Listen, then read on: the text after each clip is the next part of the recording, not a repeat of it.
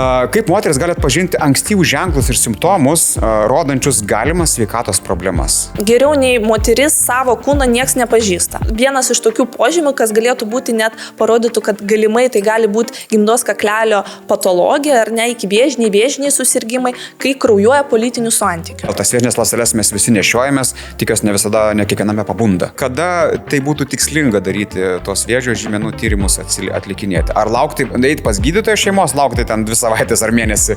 Ar galima kažkada pačiam, jeigu gali savo tai leisti? Mano atsakymas labai daug kam nepatiks. Ok. Aš nerekomenduoju eiti ir daryti tos vadinamos tyrimus paketinius.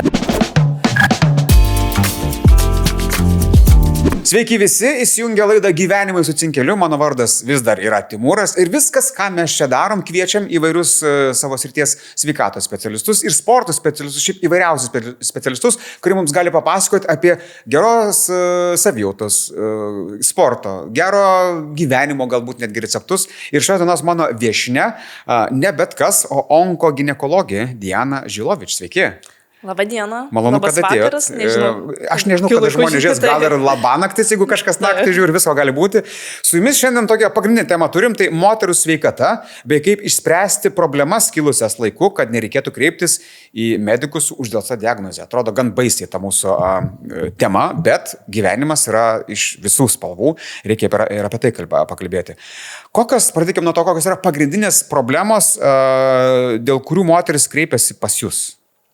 Tai aš esu ginekologė, šiaip akušeriai ginekologai gydo ir nėščias, ginekologinės problemas, bet aš pagrinde dirbu su ginekologiniam problemam, tai yra visi gerybinė visa patologija bei piktybinė patologija, tai yra moters lyties gerybiniai navikai bei piktybiniai navikai, hormonų sutrikimai, menstruacijų sutrikimai bei kitos infekcinės moters lyties lygos. Ok, jūs pasakėt gerybinė patologija ir man iš karto, nes man atrodo, kad patologija yra tik blogybinė visa. Ne, gali būti ir mes taip vadinam, kad gerybinė, pavyzdžiui, yra gerybiniai navikai, tai yra dariniai, kurie yra gerybiniai, galimai gal turi potencialą kažkada supiktybėti, bet jie yra gerieji navikai, gerybiniai navikai. Tai čia cistos visokios ir... Taip, okay. Čia yra kiaušidžių cistos, gimdos navikai, pavyzdžiui, tokios miomos, nežinau ar girdėjot. Taip. Tai tikriausiai čia tokia dažniausias gerybinė patologija moters. Okay. Tai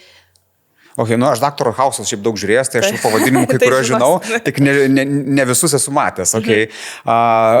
Iš savo praktikos išskirtumėt, nežinau, kas yra lyderiaujantis dabar sutrikimas, problema, dėl kurios ateina, galbūt, taip paklausiu. Tai tikriausiai pasikeitus prevenciniai gimdos kaklelio vėžio programai, kuri pasikeitė 23 metais, tai kaip jinai pasikeitė, gal aš paminėsiu, nes tikrai tai aktualu. Tai dabar nuo 25 metų iki 60 moteris gali kreiptis nemokamams tyrimams. Tai nuo 25 iki 35 atliekamas gimdos kaklelio PAP tyrimas. Kas tai per tyrimas?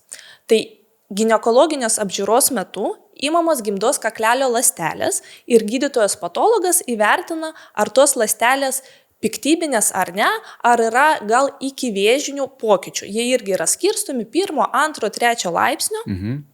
Ir nuo 35 imama medžiaga iš gimdos kaklelio ir tyriama, ar yra aukštos rizikos ŽPV virusas. Ką tai reiškia? Tokio negirdėjau. Negirdėjot? Ne, ŽPV tai ne.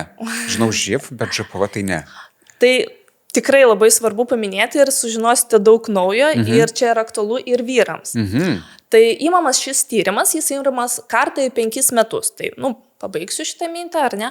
Ir kas yra tas ŽPV virusas? Tai yra dažniausiai lytinių kelių plintantis virusas. 9 iš 10 lytiškai aktyvių žmonių bent kartą gyvenime susiduria su tuo virusu. Tai yra ir moteris, ir vyrai. 9 iš 10? Taip. Tai čia praktiškai visi. Taip, per savo gyvenimą, bet dažniausiai užsikrėtimas būna pradėjus lytinius santykius. Ir, aišku, galima per gyvenimą užsikrėsti ne vieną ir ne 2 kartus. Tai atrodo, ar ne, taip dažnai visi užsikrečia. Tai kodėl čia nieks nepaskelbė pandemijos? Jo, nes aš galvoju, aš net, nes aš sakau, aš pirmą kartą girdžiu, atrodo, kai lygi žinai ten tos pagrindinius įtarimuosius. Taip.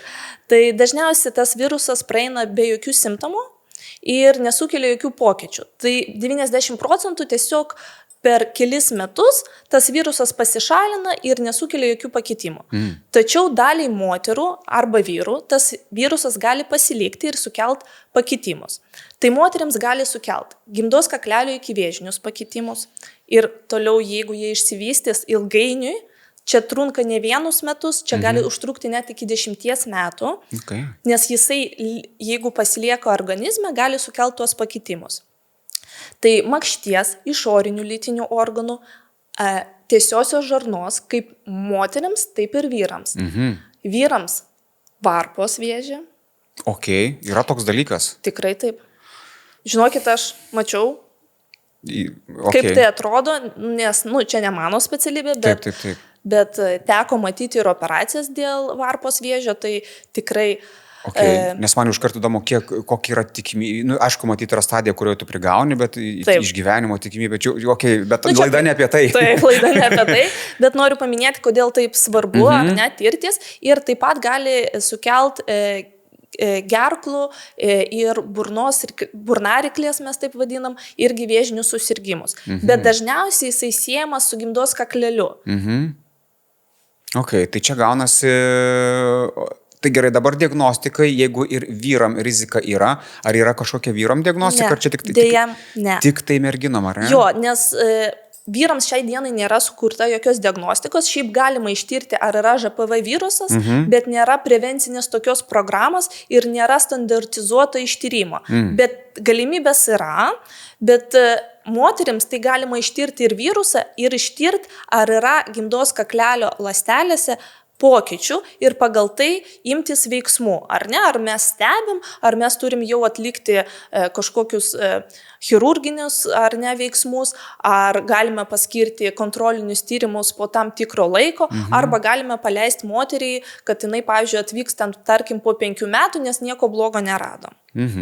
Tai moteris šioj srity laimi, nes turi tokią nuostabią prevencinę programą, bet dėja tikrai ją naudojasi ne 100% ir dėja nedaug moterų dar pagal tuos rodiklius, ar ne, ką mes matom, ką statistika pateikia, netiek daug moterų ateina ir prevenciškai išsitiria. Nežinau, kad man dabar iš čia susprogdinat galvą iš esmės, nes jūs, kol kalbat, aš galvoju, gerai, kaip dabar visame šitame paveiksle, kurį mes dar tokį nedidelį nupaišėm, visos pažinčių programėlės, visi tie greiti, reiškia, lytiniai santykiai, nes yra tikrai, aš būna pajuokauju su kolegom ten televizijoje arba jaunesniem kolegom arba kolegiam, kad sakau, mūsų laikais nebuvo taip viskas paprasta, o dabar žinau, kad tikrai yra rotacija didžiulė ir mes turim šiaip gan rimtą problemą. Gerai, kad neužsibūčiau šitoje vietoje, nes klausimų tikrai yra ir daugiau. Kaip moteris gali atpažinti ankstyvus ženklus ir simptomus, rodančius galimas sveikatos problemas? Čia labai bendras klausimas, bet gal yra kažkokie tokie. Bet tikrai turiu atsakymą į tą klausimą. Tai geriau nei moteris savo kūną nieks nepažįsta, ar ne?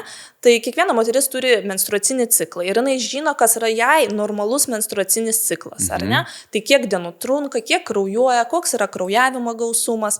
Tai vien tie pokyčiai, kurie atsirado naujai, ar ne? Pavyzdžiui, moteris turėjo menstruacinį ciklą kas 21 dieną. Tai mėnesinės ateidavo ir išeidavo kas 21 dieną. Ir staiga prasidėjo kas 30 dienų.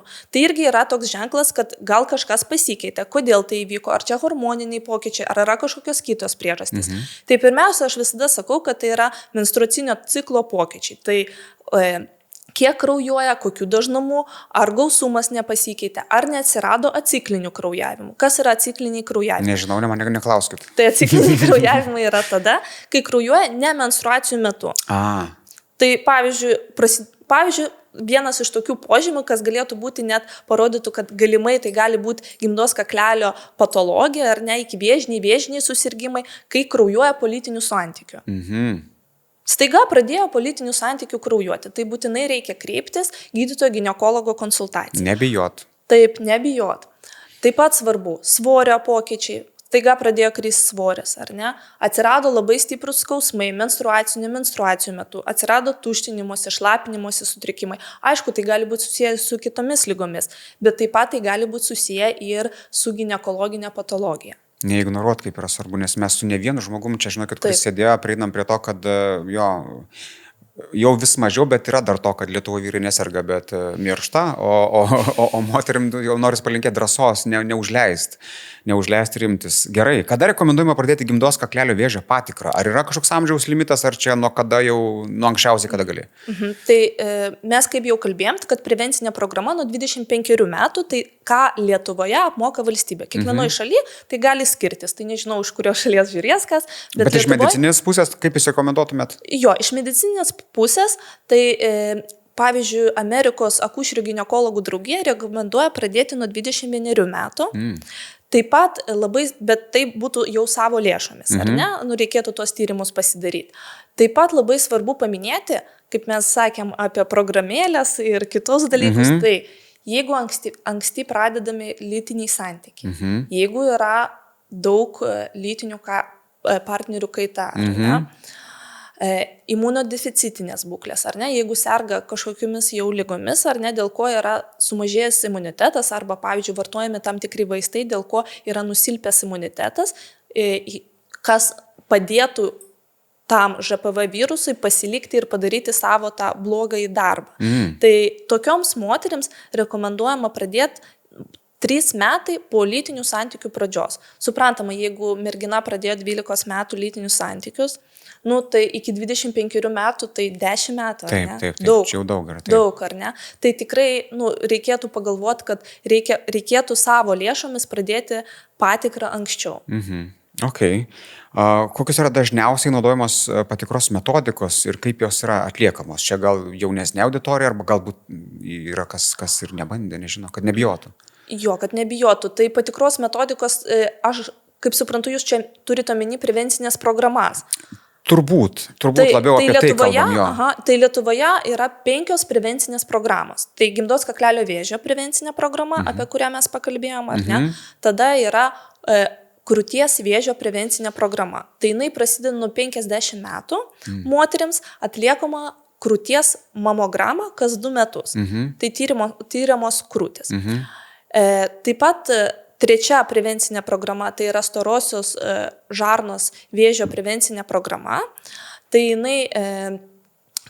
jinai prasideda taip pat nuo 50 metų. Tai atliekamas slaptojo kraujavimo tyrimas. Nežinau, ar girdėjo, tai yra žiūrima, ar yra slaptas kraujas išmatose ir pagal tai tada, jeigu reikia, siunčiama kolonoskopija, tai yra žarnos ištyrimui ir jeigu reikia biopsija, tai yra audinio gabaliuko paėmimo ištyrimui. Tada yra 4 prevencinė programa, būtent vėžio, tai yra prostatos vėžio prevencinė programa. Tai vyrams atliekamas iš kraujo vadinamas PSA, tai yra prostatos specifinis antigenas ir žiūrima, ar jo kiekis padidėjęs ar ne. Jeigu jisai yra padidėjęs, tai tada siunčiama gydytojo urologo konsultacijai ir aišku, tenais jau viską pasako gydytojas urologas, ką reikėtų daryti. Ir svarbu paminėti, kad jeigu vyrai, tai prostatos vėžio prevencinė programa nuo 50 metų, bet jeigu vyro šeimoje brolis, tėtis sirgo ar senelis sirgo prostatos vėžio, tai galimybę reikia pradėti anksčiau. Rizika yra didesnė, ar ne? Taip, nuo 45 metų. Ir paskutinė prevencinė programa, tai yra širdies kraujagyslių prevencinė programa, čia ne vėžio, o tiesiog širdies kraujagyslių, tai jinai prasideda nuo 40 metų. Aš jau pradėjau. Super. Taip, jau atėjau apie jau. Labai gerai, labai džiaugiuosi. Jaudinausi eidamas, bet kol kas sakė, viskas lyg ir neblogai. Cholesterolį sako, tai sumažinsim ten tą tokį, bet šiaip viskas gerai. Tai kadangi aš pradėjau, labai rekomenduoju, žinokit, jeigu jau jūs patenkate į tą kategoriją, nelaukti, nueiti ir neužleisti.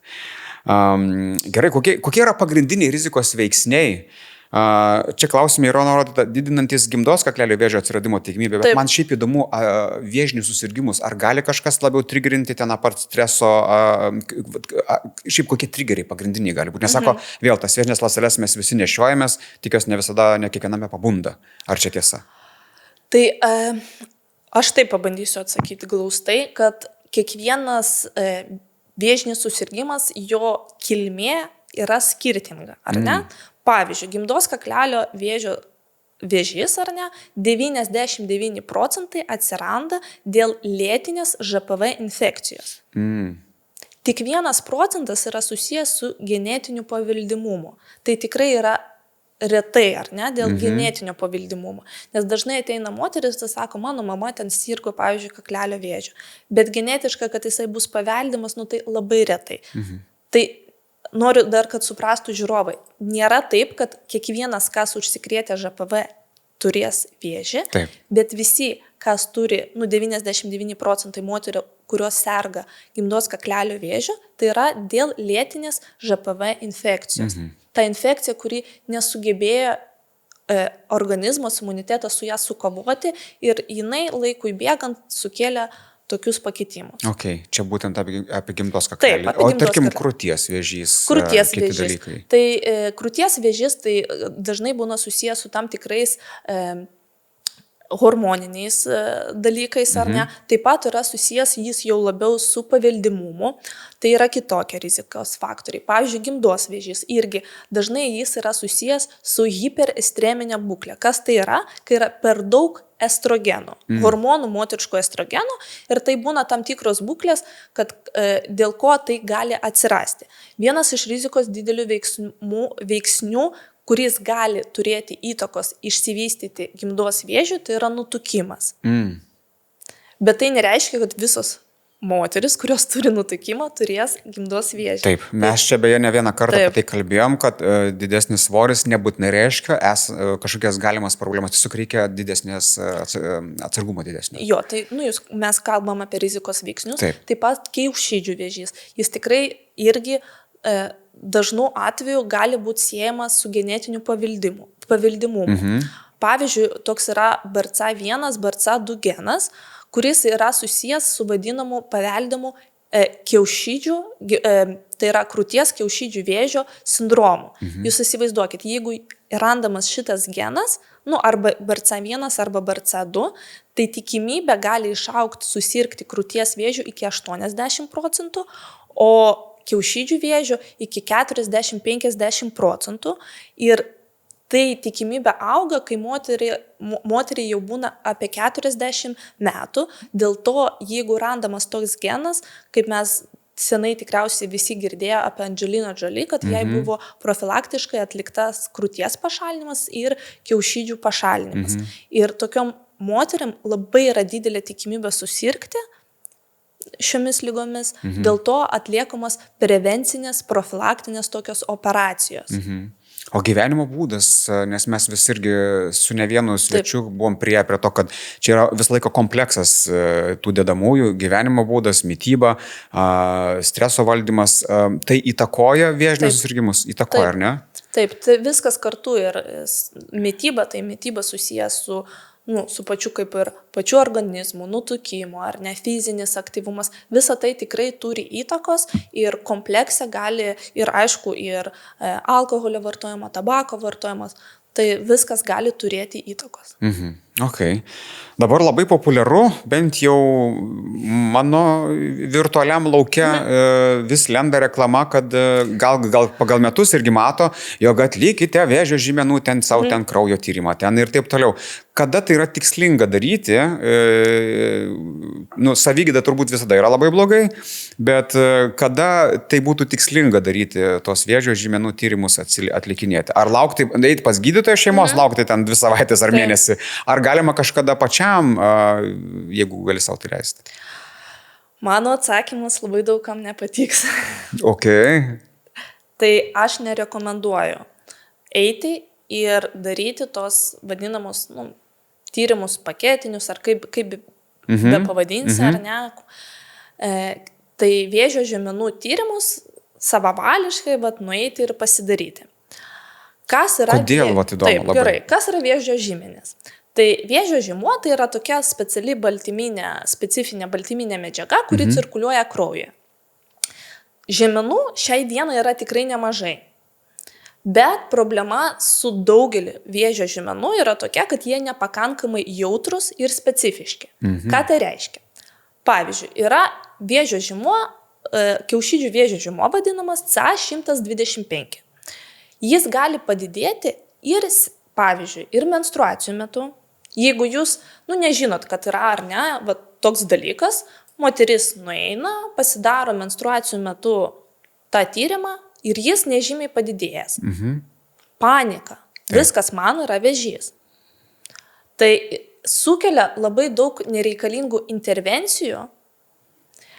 Dėl to labai svarbu suprasti, kad daugelis vėžio žymenų nėra pakankamai jautrus ir specifiški. Tai jie gali padidėti prie gerybinių būklių. Pavyzdžiui, jeigu mes kalbam apie ginekologiją, tai ten, pavyzdžiui, miomos, cistos, tokia yra vadinama liga endometriozė, ar ne. Taip pat jie gali padidėti susijęs su, pavyzdžiui, menstruaciniu ciklu. Taip pat gali padidėti, pavyzdžiui, yra kepenų nepakankamumas. Sutrikusi kepenų veikla, ar ne, tam tikro lygio. Širdies nepakankamumas. Jie irgi gali padidėti dėl to.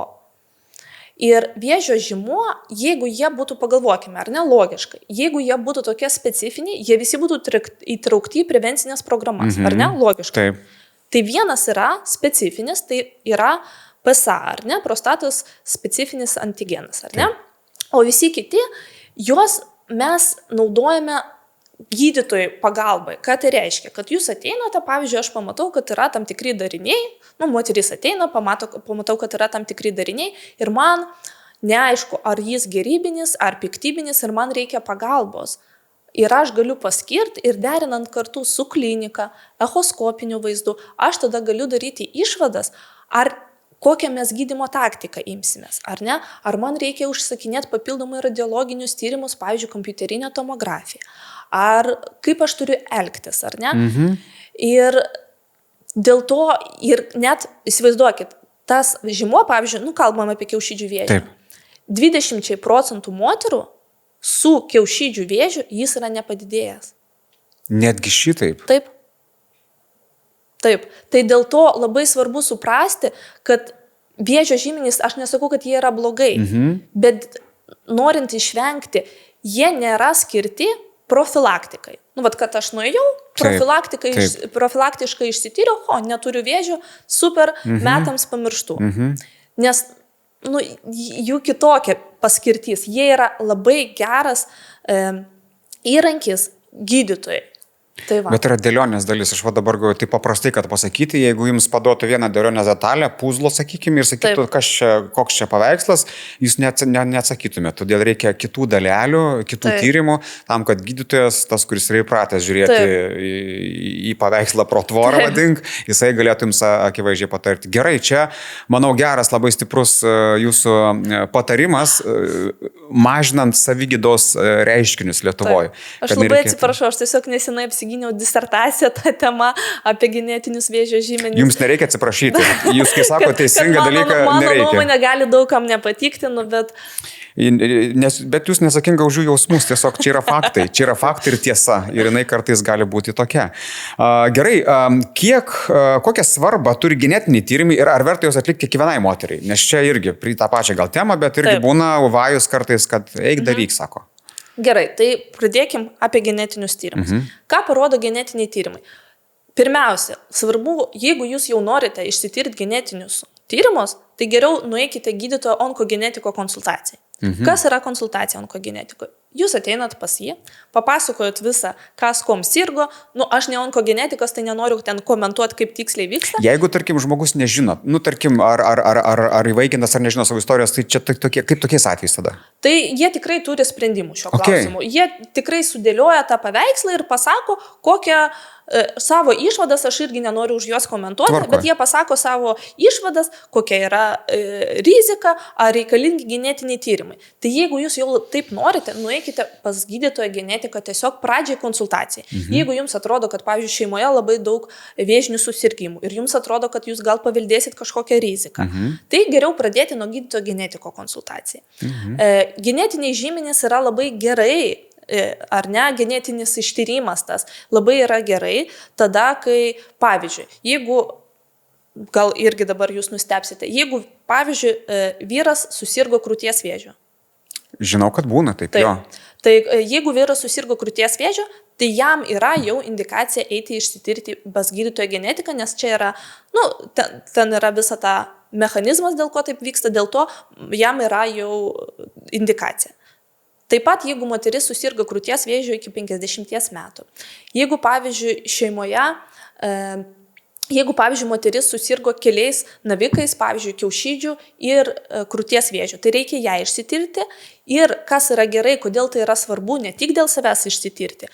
Tuo labiau, kad medicina labai tobulėja ir gali būti, žinant tam tikrus, jeigu yra genetiniai pokyčiai ar ne, mutacijos, tai gali kartais būti taikomi tam tikri specifiniai vaistai, bet jeigu randama ta genetinė mutacija randama, taip pat yra indikacija nueiti išsitirti vaikams.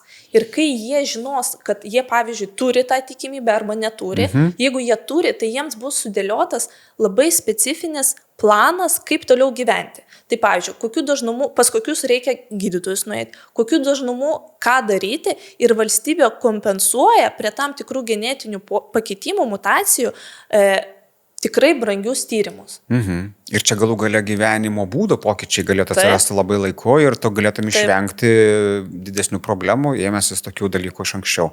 Nes man dabar dar klausimas kilo toks tiesiog išvada, kad atrodo, jeigu yra tėvam arba ten seneliam buvęs vėžinis susirgymas, tas genetika, paveldimumas, kiek čia jūs matot koreliacijos, arba gal mes čia bursimės iš kavos tirščių, bet šeimoje dažnai būna tam tikri elgesio modeliai perdodami labai aiškiai iš tėvų, iš senelių tėvam, iš tėvų vaikam ir mes darom taip, reiškia, kad, nežinau, apsivalgymas vakarais yra norma, arba ten koks nors riebaus maisto valgymas yra norma. Kiek tai yra susijęs su vėžiniais susirgymais ir su genetiniu faktorium? Tai kaip čia gudriai paklausiau, ne? Gudriai paklausėt. Aš manau, pirmiausia, mes paveldim, aišku, ne tai, kad paveldim, bet vaikai mato, ką daro tėvai. Taip. Ir gali, nebūtinai tai su kažkokiais genetiniu paveldimumu susiję, bet tarkim, jeigu gal paveldimas tam tikri dalykai ir tarkim yra insulino sutrikimas, ar ne? Insulinas toks hormonas, kuris padeda ten skaidyti gliukozę ir taip toliau. Ir tie apsivalgymai gal yra dėl to, kad, pavyzdžiui, yra per daug insulino ar kažkokie dalykai. Tai aišku, gali būti, mūsų organizmas yra labai protingas ir visi tie hormoniniai dalykai ir daug tų dalykų yra tarpusavėje susiję ir galbūt tam tikras veiksnys yra dėl tam tikro kito paveldimo galbūt veiksnio, bet taip. Čia taip, kaip jūs sakot, biški gal būrėm iš kavos tirščių, bet taip, tokia galimybė gali būti. Okay. Nes matot, aš vėl tą patį daktarą Hausą dabar labai stipriai žiūriu, tai čia yra, nes aš ten irgi matau, kad tikrai yra daug gerų tokių pasakymų, ypač apie šlakus buvau nustebęs, nes mano mama, jeigu jinai žiūrės linkėjimai, ir aš perdodu linkėjimai. Taip, jūsiškai mamai aš irgi perdodu. Tai yra tikrai buvę namuose ne kartą, kai buvo, reiškia, šlakų varimo procedūros, šlakų kažkokių varimas. Man jau tada įtartinai atrodė ir žiūrint tą patį serialą, buvo pasakyta, kad nereikia, net ne serialą. Yra kitas youtuberis, toksai Dr. Mike, amerikietis, rusų kilmės, puikus, tikrai charizmatiškas žmogus ir jisai labai dažnai kartoja, nereikia kūno valyti, jis pats išsivalo, jūs tik jam netrukdykit. Tai čia aš truputį nukrypau lyriškai, nes norėjau pasigirti. Supratau, gerai. Ir perduoti linkėjimus mamai. Ir perduoti linkėjimus mamai, teisingai. Gerai, grįžtam prie mūsų temų, kurias esam pasiruošę. Kokie yra dažniausiai pasitaikantis hormoniniai sutrikimai ir kaip jie pasireiškia? Tai hormoninių sutrikimų, aišku, gali būti daug, bet aš kalbėsiu gal apie porą tokių paminėsiu. Tai vienas iš jų yra policistinių kiaušidžių sindromas, dėl ko aš apie jį paminėsiu, noriu paminėti, nes čia būdingas jis dažniausiai vaisingo amžiaus moteriams. Tai šitas sutrikimas yra susijęs su kuom, kad kiekviena moteris gimsta ir kiaušidėse yra tam tikrų kiaušialąsčių kiekis. Ir kai kas yra tos menstruacijos, jeigu taip labai, žodžiu, kiaušialąstė išeina, jinai galvoja, kad bus apvaisinta ir jeigu neįvyksta apvaisinimas, įvyksta menstruacijos. Ir kai yra policistinių kiaušidžių sindromas, neįvyksta ovuliacija dėl hormoninių sutrikimų. Tokioms moteriams būdinga padidėjęs androgenų kiekis, tai yra vyriškų hormonų kiekis. Ir ką tai sukelia? Tai būna akne, bėrimas ar ne, aknės, tada būna vyriško tipo plaukotumas, tai plaukai... Čia su ūsiukais kur būna? Nu, ne visada, bet gali būti plaukai krūties srity, gali būti plaukai, nu, šiaip padidės viso kūno plaukotumas, gali būti plikimas net, retas gal, nu, retesnis dalykas. Bet simptomas. Jo, ir moteris tiesiog tikriausiai kreipiasi, dažniausiai jos nesupranta, kad nevyksta ovuliacija, tiesiog mėnesinės vyksta labai retai. Nesakau, kad niekada nevyksta ovuliacija, tiesiog jinai neįvyksta kaip laikrodukas dažniausiai. Tai nereguliariai tiesiog, ar ne? Taip, nereguliarios mėnesinės. Tai, pavyzdžiui, vienos mėnesinės buvo ir kitos ateina tik po 3 mėnesių. Ir taip kreipiasi moteris ir dar tokioms moterims dažnai būna būdingas nutukimas dėl to, kad yra sutrikęs tas insulinas, tai arba jo būna per daug, arba jo yra ne per daug, bet sutrikęs jo funkcionalumas, taip pasakykime, kad jisai nepakankamai veikia, kaip turėtų veikti. Ten yra tikrai labai toks sudėtingas tas visas mechanizmas ir kaip sakiau, kad mūsų organizmas labai protingas ir kiekvienas hormonas susijęs su kitu ir, nu, ir taip yra tokie simptomai ir toks išsiderinimas. Ir antras hormonų sutrikimas, kurį norėtumėte paminėti? Kurį patirs kiekviena moteris, tai yra perimenopauzė ir menopauzė. Tai kurie ateina kiekvienai moteriai, tai tikriausiai toks hormoninis sutrikimas, nu negali pavadinti, nu tai čia yra hormonų tiesiog stygius, ateina po truputį, pradeda trikti hormonai, jų mažėja ir vieną dieną nebevyksta mėnesinės ir dėl to, kad nėra hormonų, kurie anksčiau veikia ar ne, tai ne tik tais nevyksta mėnesinės, bet ir atsiranda kitų dalykų, tai yra tikriausiai girdėt, kad karščio bangos būna moteriams, nuotaikos sutrikimai, gali būti ir, pavyzdžiui, retėti kaulai, tai ir čia vyresnio amžiaus ar ne dalykas yra? Jo, bet gali įvykti tą vadinamą menopauzę Lietuvoje, moterims statistiškai įvyksta apie 50-uosius metus, o perimenopauzė tai yra laikotarpis iki menopauzės ir jis jau gali atsirasti simptomai ir jie gali dėja trukti ir 5 metus. Tai gali ir jau 45 metų moteris jausti juos, o jeigu, pavyzdžiui, menopauzė prasideda, nežinau, 46 metų, tai jau gali ir 40 metų moteris pradėti jausti tam tikrus simptomus. Ir čia psichologiškai turėtų labai irgi stipriai veikti, kai tu pradedi matyti, jog Tai aš galva taip išskirčiau čia tokias 2 pagrindinės, aišku, yra žymiai daugiau, bet, šitą laidą ne apie tai, ar ne, kad apie šitą klausimą. Bet galvoju, ar yra kažkas, ką būtų verta paminėti, kuris, nežinau, iš praktikos matot, kad praleidžiam arba pro pirštus yra žiūrima. Tai čia tie 2 telpa ar dar kažką pridėtume? Aš sakyčiau, kad tas policistinių kiaušidžių sindromas labai dažnai tiesiog merginos gimsta su juo. Ir labai svarbu atkreipti dėmesį jaunų merginų, kad jeigu nes kai prasideda mėnesinės, per pirmus kelis metus jos turi susireguliuoti. Ir jeigu jums mėnesinės vis vien nereguliarios, tai nėra normalu. Reikia išsitirti. Jeigu, pavyzdžiui, yra tikrai labai didelis plaukotumas, ta aknė, labai svarbu, nes tai turi kreiptis arba pati paauglė, ar ne, arba turi atvesti mama. Taip. Nes iki 16 tai mes turim konsultuoti su tėvų leidimu. Tai suprantama, jeigu Lietuvoje statistiškai plius minus prasideda mėnesinės, tarkim, ten 11-13 metų ir per kelis metus nesusitvarko tos mėnesinės ir tai yra jaunas paauglės, ar ne, tai reikia žinoti ir suprasti ir nežinau, ar žiūrės paauglės mūsų, bet gal žiūrės jų mamos, kad tokias merginas reikia atvesti ir ištirti ir sužinoti, kokia tai priežastis. Nes labai svarbu, norint sureguliuoti šitą sindromą, gyvenseną. žemo glikeminio indekso maistas, tam tikri papildai skiriami, taip pat fizinis aktyvumas ir taip toliau. Ok, nes jūs jau dabar pradėjote atsakinėti mano kitą klausimą.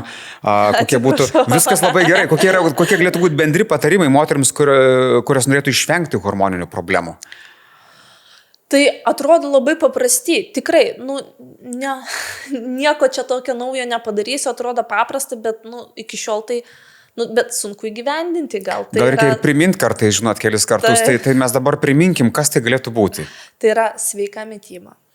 Ir reikia suprasti, kad tai, ką galėjom sau leisti valgyti 16, negalim leisti valgyti 40. Aš jau žinau. Jūs jau ir vyram tas būna, taip. Taip. Taip pat reguliari fizinė veikla.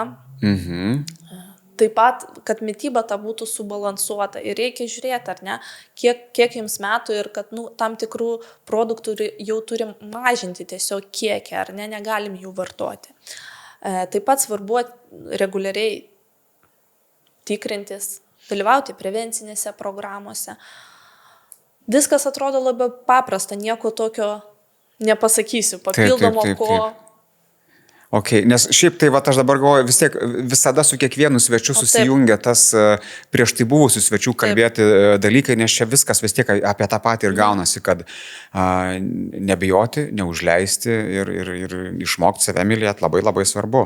Ar yra kokių nors vaistažolių ar papildų, kurie gali padėti palaikyti arba pagerinti gal net moterų sveikatą? Vaistažolė šiaip tikrai labai mėgsta, ypač už didmiesčių ribų. Jo, bet pavyzdžiui, aš kaip visada sakau savo pacientėms, atsižvelgiant į simptomus, mes visada galim pradėti nuo paprastesnių dalykų, ar ne? Tarkim. Vaistažolė jau nėra paprastas?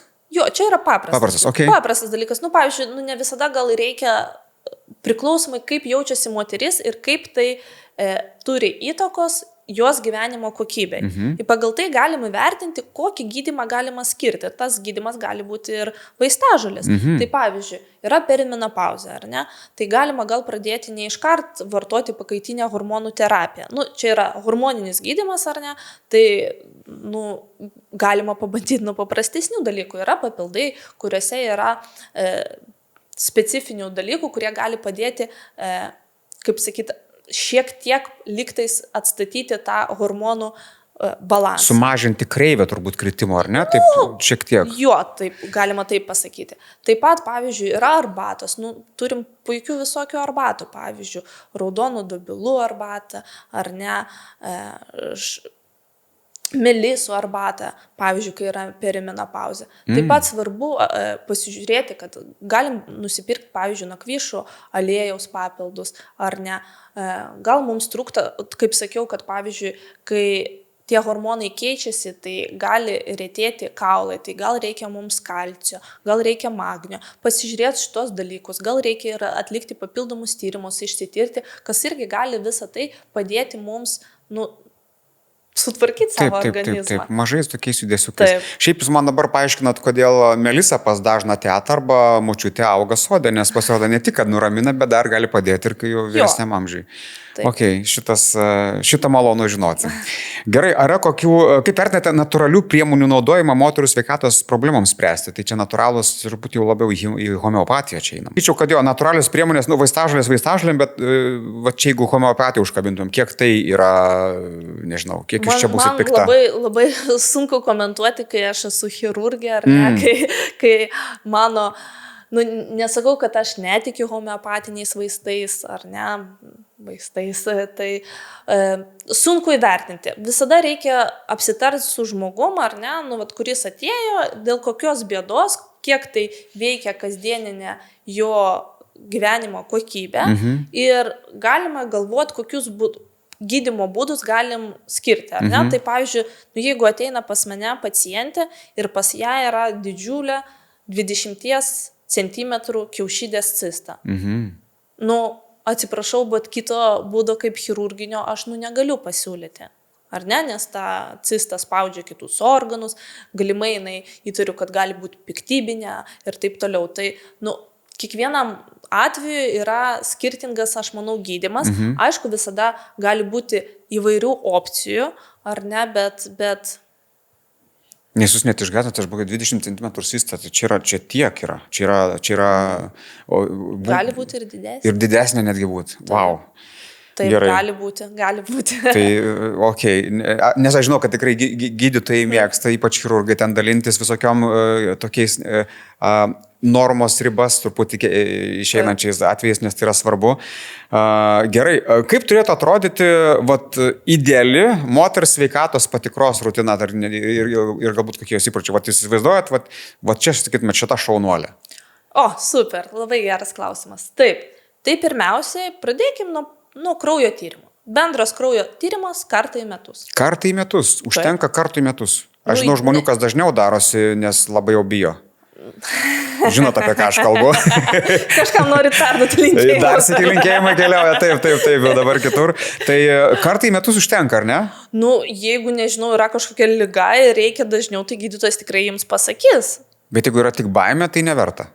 Nes dažnai būna, yra žmonių, kurie mėgsta pabijoti. Tai yra toks standartas, kad kartą į metus reikia atlikti. Aišku, jeigu yra kokia nors anemija, pavyzdžiui, ir jūs pragėrėt ciklą, trūksta geležies ar ne, pragėrėt gydymą ir jums reikia pasitikrinti, ar tikrai hemoglobinas atsistatė, ar ne? Nėra, ar jau dingo anemija ar ne. Tai taip, jūs pragersite ciklą ir pasidarysite tyrimus. Arba, pavyzdžiui, yra kokia nors infekcija, jūs išgerėte vaistus, antibiotikus, nežinau, gal jums paskyrė, ar ne, ir reikia pasitikrinti, ar tikrai viskas gerai. Aš kaip visada sakau, žinot, yra toks posakis, kad geras chirurgas žino, kada reikia operuoti, o labai geras chirurgas žino, kada reikia neoperuoti. Tai tos ribos yra tokios, kad, su saiku viskas, Bet prevenciškai kartais į metus yra norma, ar ne? Taip sakoma. Gerai, taip. Ką dar pridėtumėm į šitą komplekčiuką? Toliau gliukozė. Šiaip gerai pagal viską tai nuo 35 metų, kas kelis metus rekomenduojama gliukozė, bet kaip mokamas tyrimas aš rekomenduočiau kartą per metus. Nežinau, gal nuo 18 nereikia pradėti, bet pavyzdžiui, nuo 30 tikrai kartą ir metus galite atlikti gliukozės tyrimą. Gerai. Taip pat šlapimo tyrimas kartą į metus rekomenduojamas. Plaučių rentgenas rekomenduojamas kartą į metus. Čia bet kurio amžiaus ar jau nuo kažkada? Šiaip bet kurio amžiaus. Šiaip šeimos gydytojas, kaip ir turėtų paskirti ir kai jūs dirbate, tai turėtumėte praeiti kartą į metus plaučių rentgeną. Jeigu dirbi su individualia veikla, tai šeimos gydytoją matai rečiau negu prezidento turbūt kokį gyvai. Tai nuo 50 metų kaulų tankį moterims reikėtų išsitirti, ar neretėja kaulai, jau paaiškinau dėl kokios priežasties. Taip pat dalyvauti prevencinėse programuose. Kaip minėjau apie prevencinės programas krūtų, tai krūtų programa startuoja nuo 50 metų, tai yra nemokami tyrimai, ką kompensuoja valstybė Lietuvoje. Bet aš rekomenduočiau pradėti anksčiau, tai nuo 30 metų daryti krūtų echoskopiją. Pagal atsakymą toliau stebėti, kokiu dažnumu daryti. Taip pat kartą į metus šeimos gydytojo konsultacija, gydytojo ginekologo konsultacija moteriams, gydytojo odontologo konsultacija. Ir mano draugai dermatologai patarė, kad reikėtų ir kartą į metus, gal ne į metus, gal rečiau, išsitirti dėl apgamų. Teisingai. Tai aš šiemet išsityriau. Aš irgi buvau, po 11 metų pasirodo. Tik buvau nustebęs, jog įstaiga, kurioje aš buvau, nes jinai valdiška, aš maniau, kad bus mano įrašas likęs, po 11 metų mes pradėjome nuo nulio. Tai gal pasikeitė sistema? Nežinau, bet tikrai verta nueiti, nes kam jūs save kankinsit tom mintim, kurios tikrai būna slegiančios ir sukasi dažnai, nueini, išsiaiškini ir žinai, ką daryti arba ko nereikia daryti. Ir viskas labai paprasta. Dar įdomu paklausti jūsų, socialinė medija visą dabar atsiradusi, visi tiktokai, reelsai ir panašiai. Yra jauna karta dabar, kurie save gydo arba žinias apie sveikatą įgyja tais, kanalais. Nėra gerai, ar ne? Su misinformacija dažnai susidurėt savo srity, kad ateina žmonės ir aiškina jiems geriau žinodami už jūs. Ne tai, kad gal geriau aiškina, kad geriau žino, kad kažkur pamatė, bet taip yra, mes vadinam mitais, ar ne? Yra labai daug mitų. Ypač jeigu mes paliesime, pavyzdžiui, vakcinacijos tematiką, tai mes kalbėjom nemažai apie žmogaus papilomos virusą, tai dėl viruso galima pasiskiepyti ir jau Lietuvoje skiepijama nemokamai ir mergaitės, ir berniukus, čia yra didžiulis laimėjimas. Nemokamai, čia brangi vakcina, ar ne, ir skiepijama nemokamai. Ir, pavyzdžiui, atsirado informacija, kad pasikeitė ar ne įstatymas, kad dabar galim skiepyti ir mergaitės, ir berniukus nemokamai 11 metų. Ir atsiranda iškart daug mito. Kas tai per vakciną, kodėl? Tai labai svarbu skaityti mokslinę literatūrą. Tikrai nėra lengva atrinkti, konsultuotis su gydytojais. Jeigu, nežinau, nepatiko nuomonė, gal reikia nueiti antrai nuomoniai. Žinot, visko būna gyvenime, bet labai svarbu skaityti mokslinę literatūrą. Žinau, kad paprastam kaip žmogui ar ne, gal kuris nesusisieja nieko su medicina, skaityti ir rasti tinkamą mokslinę literatūrą yra sudėtinga. Taip. Bet bandyti, paklausti, gal aplinkoje yra medikų, gal nukreips, pasakys, kur paskaityti ir tada tampa aiškiau. Arba dar aš rekomenduoju netgi nebandyti savęs diagnozuoti, nes kiek aš esu bandęs pagal simptomus ieškoti ligos Google ar dar kažkur, tai žinokit, Google'ai savigydą užsimant vyram net gimdą pradeda skaudėti. Tai šitą labai rekomenduoju stabdyti ir šito nedaryti. Parašė, ar ne Google'as? Yra buvę, žinokit, nes čia labiau, kad tikrai būna kartais iki absurdiškų dalykų ten gali nueiti, nes simptomai dažnai kartojasi, kai tu juos ten ieškai. Bet geriau reikėtų tartis su specialistu, su žmogum, kuris žino ir padarius tyrimus, kaip ir minėjom, įvairių tyrimų grupę, galima tada susidaryti bendrą vaizdą. Man dar paskutinis klausimas, įdomu paklausti, mes vis tiek, Lietuvoje dabar turim tokias 3 labai skirtingas amžiaus grupė žmonių ir kartas, gal netgi labiau tai pavadinkim, yra, reiškia, ta senoji karta, kurie dar vis būna pabijo dalykų, yra esam tokie mes, kurie tas toks perinamas modelis, kurie mes jau vis labiau domimės savo sveikata, ir yra dar jaunesnė karta, kurie atrodo jau jie jau viską žino.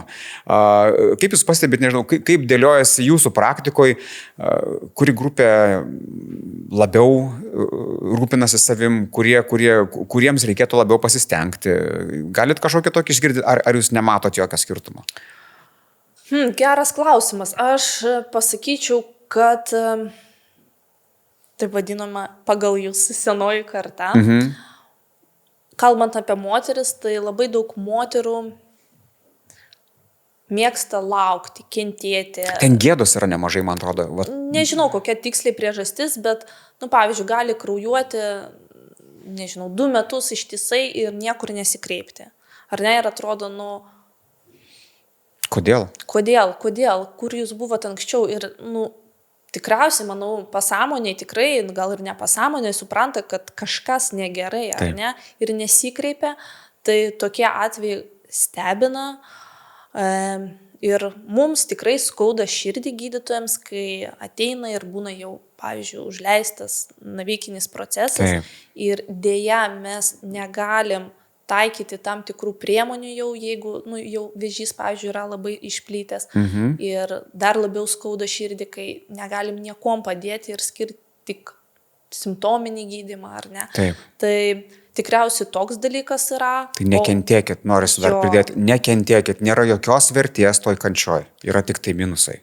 Tai čia aš nuo savęs pradėsiu. Geriau nedarykite tam tikrų savavališkai profilaktinių tyrimų, o geriau, jeigu kažkas įvyksta, nueiti ir pasikonsultuoti su gydytoju. Teisingai, kuo greičiau. Čia, man atrodo, toks būtų geras patarimas. Gerai. Apie mūsų kartą, kokius turit pastebėjimus, kokie mes esam?